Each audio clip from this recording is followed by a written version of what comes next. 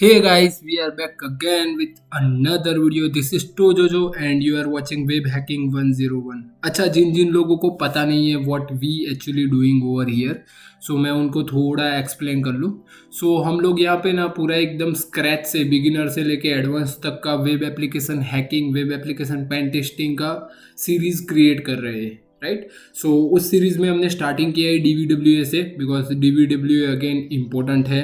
And धीरे धीरे करके हम बाकी भी वीडियो यहाँ पे ऐड करेंगे, जहाँ पे DVWA के अलावा भी लाइव वेब एप्लीकेशन पे we will do a pen testing.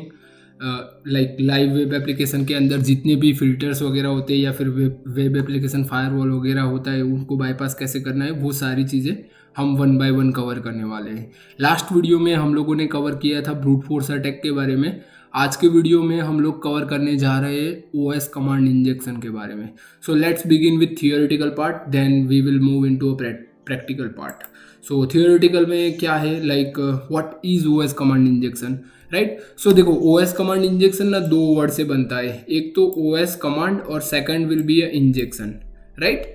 अब यहाँ पे आपको ना बहुत सारा वेब एप्लीकेशन पेन टेस्टिंग में आपको इंजेक्शन टाइप के अटैक्स मिल जाएंगे. जैसे कि आपको मिल जाएगा SQL injection attack, LDAP injection, XML injection, HTML injection, जिसमें कॉमनली पीछे आपको मिलेगा इंजेक्शन, राइट. तो इन सब में ना एक चीज़ कॉमन होती है, वो है अपना like we inject something, right. जैसे कि SQL इंजेक्शन है, so we will suppose SQL injection है, तो ये अपना एक वेब एप्लीकेशन है, राइट. वेब एप्लीकेशन डेटाबेस के साथ कम्युनिकेट करती है, डेटाबेस ऑब्वियसली हमारा एक होता है. अब ये वेब एप्लीकेशन के अंदर अगर एज एन यूज़र इनपुट हम लोग यहाँ पे SQL क्वेरी को इंजेक्ट करते हैं, राइट. SQL क्वेरी जो रहेगी अपनी, वो यहाँ से इंजेक्ट करते हैं और वो डेटाबेस के अंदर जाता है.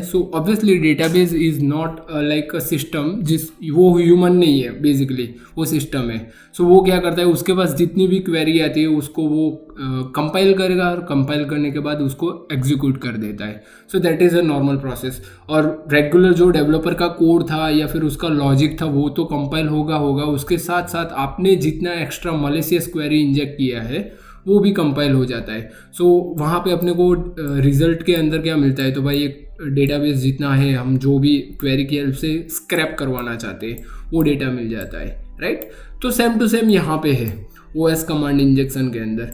हम एक OS का कमांड रहता है, जैसे कि आप विंडोज़ ऑपरेटिंग सिस्टम यूज़ करते हो तो dir कमांड हो गया, whoami कमांड हो गया, ये सारे कमांड विंडोज़ के अंदर होते हैं. लिनक्स के अंदर भी जैसे ifconfig हो गया, ls कमांड हो गया, cat कमांड हो गया, ये सारे लिनक्स के अंदर होते हैं, राइट.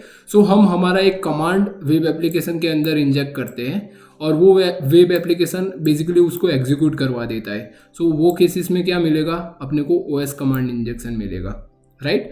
अब देखो, जितनी भी मतलब वेब एप्लीकेशन होती है वो कोई ना कोई बैकएंड प्रोग्रामिंग लैंग्वेज का यूज़ करती है फॉर डेवलपिंग. जैसे suppose I want to create some sort of web application, मैं PHP का यूज़ करूँगा या फिर Node.js का यूज़ करूँगा या फिर .NET हो गया, जावा हो गया, पाइथन हो गया, ये सारी कॉमन प्रोग्रामिंग लैंग्वेज का यूज़ होता है. और हर एक प्रोग्रामिंग लैंग्वेज के अंदर ना एक आपको फंक्शनैलिटी मिलती है, ऐसे फंक्शंस मिलते हैं जिसकी हेल्प से आप डायरेक्टली ऑपरेटिंग सिस्टम के साथ कम्युनिकेट कर सकते हो या फिर इंटरेक्ट कर सकते हो. सपोज यहाँ पे मैं एक नॉर्मल लैंग्वेज में डिस्कशन करूँ तो जैसे EXEC करके एक कमांड होता है या फिर एक सिस्टम करके कमांड होता है, ये सारे PHP के फंक्शन हैं, right.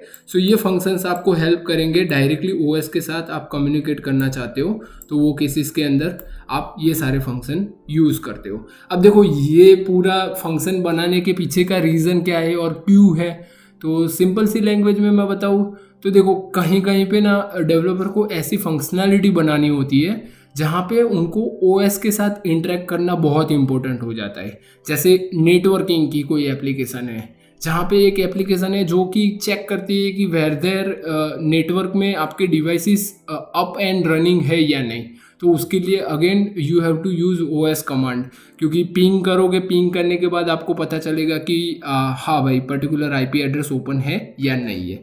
Same to same thing यहाँ पे होता है और भी जगह पे. जैसे फाइल में डायरेक्टली यूज़र इनपुट स्टोर करवाना है, वहाँ पे भी आपको सिस्टम के साथ इंटरेक्ट करना पड़ता है. वहाँ भी आप लोग यूज़ करते हैं सिस्टम करके जो फंक्शन होते हैं उसका. On the PHP, other language में डिफरेंट डिफरेंट होते हैं। सो अगर यहाँ पे आपका यूज़र इनपुट मतलब आप वहाँ पे इनपुट कर पा रहे हो और वो इनपुट को प्रॉपरली सैनिटाइज नहीं किया जाता, तो वो केसेस के अंदर आपको OS कमांड इंजेक्शन मिलेगा। सो सिंपल लेमन लैंग्वेज में मैं अभी यहाँ पे प्रैक्टिकल पे मूव करेंगे एंड लेट्स सी। सपोज यहाँ पे आपको पिंग डिवाइस की फंक्शनैलिटी है, राइट। सो मैं यहाँ पे 127.0.0.1 को पिंग करने क्या ट्राई करूँगा कि मैं चेक करना चाहता हूँ कि ये अपना डिवाइस नेटवर्क में अवेलेबल है या नहीं। So obviously it is available, so उसका रिजल्ट अपने को मिल गया, राइट। अब देखो, जब भी OS कमांड इंजेक्शन आपको एग्जीक्यूट करना है तो आपको दो चीज़ याद रखनी पड़ेगी।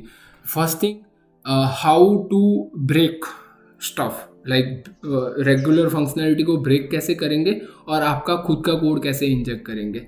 And second but most important, आपको जो भी वेब एप्लीकेशन रनिंग जहाँ पे आप परफॉर्म करना चाहते हो OS कमांड इंजेक्शन, उसका बैकएंड OS जानना ज़रूरी है। जैसे सपोज विंडोज़ बैकएंड OS है और वहाँ पे आप ifconfig कमांड को रन करवाओगे तो आपको रिजल्ट नहीं मिलेगा। जैसे यहाँ पे मैं आपके स्क्रीन पे देख सकते हो, ये अपना विंडोज़ ऑपरेटिंग सिस्टम है।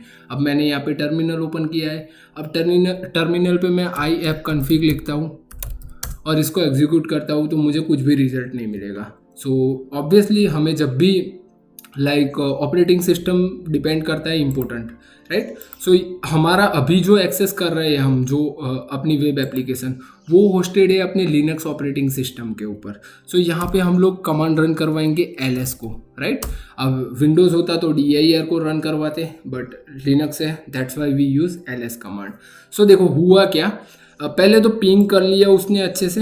पिंग के बाद यहाँ पे ls कमांड को भी एग्जीक्यूट करवा दिया, यानी कि हमने एक ls कमांड इंजेक्ट किया था और वो बैकएंड के अंदर कंपाइल होके फ्रंट एंड में रेंडर हो गया है। So that is injection, right. अब देखो यहाँ पे आप चाहो तो cat etc पासवर्ड वगैरह को भी रीड कर सकते हो, right. It's depend on you. अच्छा, ये OS कमांड इंजेक्शन से आप RC भी ले सकते हो। सो उसके बारे में भी हम यहाँ पे थोड़ा ब्रीफली देख लेते हैं। सो हम क्या करेंगे, यहाँ पे बॉक्सूट को ऑन कर लेंगे यहाँ पे और सिंपली कोई भी एक रिक्वेस्ट ले लेते हैं 127.0.0.1 वाली। अब यहाँ से ये रिक्वेस्ट को राइट क्लिक करके रिपीटर में ऐड कर देंगे। अब रिपीटर में आ जाएंगे। अब रिपीटर में यहाँ पे हम एक काम करेंगे, सेमी कॉलन डालेंगे। सेमी कॉलन के बाद हम यहाँ पे इको कमांड का यूज़ करेंगे। इको डबल कोटेशन, और डबल कोटेशन के अंदर यहाँ पे मैं PHP का एक सिंपल पेलोड ऐड कर रहा हूँ जो कि अपना वेब शेल प्रोवाइड करेगा। सो अगेन मैं यहाँ पे भी सिस्टम कमांड का यूज़ कर रहा हूँ। सो आपको थोड़ा बहुत प्रोग्रामिंग लैंग्वेज के बारे में पता है, सो आप अंडरस्टैंड कर जाओगे। अगर नहीं समझ में आ रहा कोई प्रॉब्लम नहीं है, it's just a normal function. So SYSTEM system function का यूज़ करेंगे। अब यहाँ पे टर्मिनल पे एग्जीक्यूट हो उसके लिए मैं $_get एक पैरामीटर क्रिएट कर लेता हूँ ताकि मैं यहाँ से डायनेमिक इनपुट पास करूँगा। सो यहाँ पे आप चाहो वो नेम रख सकते हो, मैं यहाँ पे C रखता हूँ। आप चाहो तो डोजो जो भी रख सकते हो, आप चाहो तो अपना खुद का नाम भी रख सकते हो, इट्स डिपेंड ऑन यू। मैं यहाँ पे C रख लेता हूँ because I want to execute command. So simple C मैंने यहाँ पे ऐड कर लिया। अब सेमी कॉलन करेंगे और उसके बाद क्वेश्चन मार्क और लेस देन, और ये पर्टिकुलर फाइल को हम स्टोर करवा देंगे। जैसे सपोज इसको rce.php कर लेते, rce.php करके वहाँ पे सर्वर पे सेव करवा देंगे। अब ये ऑटोमेटिकली इको क्या करेगा, ये पर्टिकुलर चीज़ को यहाँ से stdio में ऐड करेगा और वहाँ से उठा के rce.php फाइल को क्रिएट करेगा और उसमें जाके स्टोर कर देगा। अब देखो मुझे पता था कि अपनी वेब एप्लीकेशन PHP पे है, that's Y I use rce.php। अगर ASPX होता तो ASPX का मैं पर्टिकुलर वेब शेल उठाता और उसको इको के अंदर डालता और फिर उसको .aspx से सेव करवाता, राइट। अब इसको करेंगे हम यहाँ से सेंड। सो बेसिकली यहाँ पे एरर जनरेट नहीं होनी चाहिए। अब फिर से इसको डाल देंगे एक बार रिपीटर में, इंटरसेप्ट को ऑफ कर देते हैं एंड लेट्स सी यहाँ पे कोई एरर जनरेट हुआ है या नहीं। So it's running perfectly, ping wing हो गया है एंड एवरीथिंग इज़ वर्किंग। अभी यहाँ पे आ जाते वंस अगेन ls कमांड को रन करवाते एंड चेक करते हैं कि हमारा rce.php फाइल यहाँ पे क्रिएट हुआ है या नहीं। सो यहाँ पे back dot P H P है, hello dot P H P, but R C dot P H P भी यहाँ पे क्रिएट हो गया है. So now what we can do, we can access this R C dot P H P on next step, और वहाँ पे हम हमारा जो भी कमांड रन करवाना चाहे उसको रन करवाएंगे, R C dot P H P. So enter करेंगे, वी गॉट एरर, कोई प्रॉब्लम नहीं है, हमें एक सी करके पैरामीटर डिफाइन करना है. So question mark C is equal to करके अब जो भी कमांड हमें यहाँ पे रन करवाना है वो सारे कमांड यहाँ पे डायरेक्टली रन हो गए. सो जैसे एल एस कमांड को रन करवाते हैं, so as you can see L S command run हो गया है. जैसे who am I, so who am I command run हो गया, I D command, so I D will run. So that is how you can like get the R C, right. So let's move on security level medium. So यहाँ पे लो से हम चले जाएंगे medium के ऊपर, इसको करेंगे सबमिट. फिर से हम चले जाएंगे कमांड इंजेक्शन के अंदर, अगेन हम वही सेमी कॉलन का यूज़ करेंगे और उसके बाद हमारा जो भी पेलोड इंजेक्ट करना है वो इंजेक्ट करेंगे और इसको करते हैं हम यहाँ पे सबमिट. सो सेमी कॉलन क्या करेगा, फर्स्ट कमांड को एग्जीक्यूट करने के बाद दूसरा कमांड ऐसे कंसीडर करेगा ऑपरेटिंग सिस्टम के अंदर, राइट. बट अभी तो ये रन नहीं हुआ, सो ऑब्वियसली उन्होंने सम सॉर्ट ऑफ फिल्टर यहाँ पे लगा रखे होंगे. सो सेमी कॉलन की जगह पे हम एंड का भी यूज़ कर सकते हैं. सो फर्स्ट कमांड भी एग्जीक्यूट हो एंड मेरा सेकंड कमांड भी एग्जीक्यूट करवाओ. सो वो भी वर्क नहीं किया, अगेन हम पाइप का भी यूज़ कर सकते हैं. So 127.0.0.1 pipe who am I command. So अगर ये रन हो जाता है so that means we can bypass, yes. So ये रन हो गया. सो कभी कभी सेमी कॉलन वर्क नहीं करता तो एंड यूज़ कर सकते हो. एंड यूज़ मतलब वर्क नहीं कर रहा, उस केसेस में पाइप वगैरह भी आप यूज़ कर सकते हो. सो यहाँ पे हम हु एम आई की जगह पे चाहे तो कैट /etc/PASSWD पासवर्ड को भी यहाँ पे रन करवा सकते हैं. इट्स डिपेंड ऑन यू कि आपको क्या करना है. So that is how you can bypass filter. अभी इससे भी हार्ड फिल्टर को हम बाईपास करने का ट्राई करेंगे. सो सिक्योरिटी लेवल में फिर से आ जाएंगे, यहाँ पे मीडियम का हम कर देंगे हाई और इसको करते हैं सबमिट. अब फिर से कमांड इंजेक्शन में आ जाएंगे. नॉर्मली पहले 127.0.0.1 को एग्जीक्यूट करवाते हैं एंड देन धीरे धीरे फिल्टर को बाईपास करेंगे. सो 127.0.0.1 वर्क कर गया है. अब यहाँ पे हम 127.0.0.1 सेमी कॉलन एल एस का यूज़ करेंगे. अब इसको करते हैं execute. Let's see whether we get the result और नॉट. सो यहाँ पे रिजल्ट नहीं आया है. So again 127.0.0.1. अब यहाँ पे एंड का यूज़ कर लेते हैं, फिर से एल एस कमांड को रन करवाते हैं. Again no result. 127.0.0.1.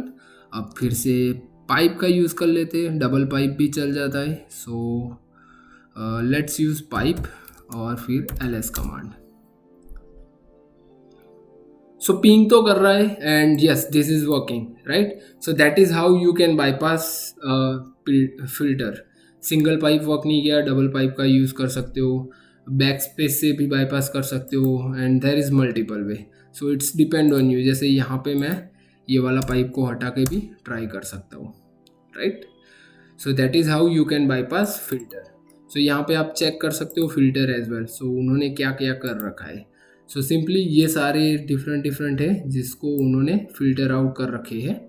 And then simply यहाँ पे देखो सेल EXEC फंक्शन की हेल्प से C4 का यूज़ कर रहा है एंड देन आप जो भी पास आउट करोगे वो यहाँ पे आएगा. सो उसके बाद हम सेमी कॉलन या फिर एंड का यूज़ करके हम हमारा एक्स्ट्रा और एक कमांड यहाँ पे ऐड कर रहे हैं और वो कमांड भी वहाँ पे रेंडर हो रहा है और कंपाइल हो रहा है एंड एग्जीक्यूट हो रहा है. So I hope guys you understand like how OS command injection work, what is the root cause of OS command injection, how to get the RC and how to exploit. I hope you guys enjoy this video. So मिलते हैं next video में, तब तक के लिए bye bye and take care.